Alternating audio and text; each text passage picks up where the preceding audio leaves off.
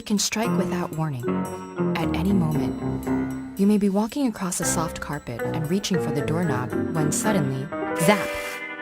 To understand static electricity, we first need to know a bit about the nature of matter. All matter is made up of atoms that consist of three types of smaller particles: negatively charged electrons, positively charged protons, and neutral neutrons.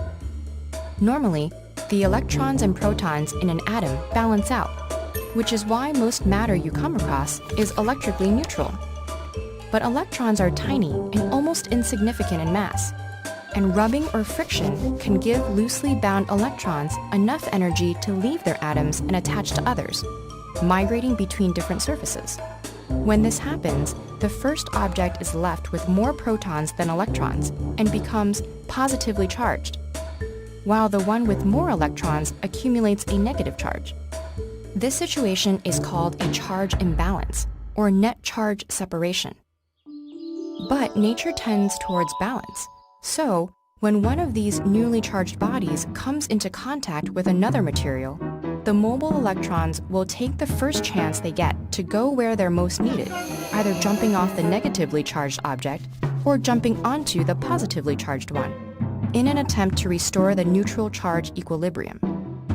And this quick movement of electrons, called static discharge, is what we recognize as that sudden spark. This process doesn't happen with just any objects. Otherwise, you'd be getting zapped all the time. Conductors like metals and salt water tend to have loosely bound outer electrons, which can easily flow between molecules. On the other hand, insulators like plastics, rubber, and glass have tightly bound electrons that won't readily jump to other atoms. Static buildup is most likely to occur when one of the materials involved is an insulator. When you walk across a rug, electrons from your body will rub off onto it, while the rug's insulating wool will resist losing its own electrons.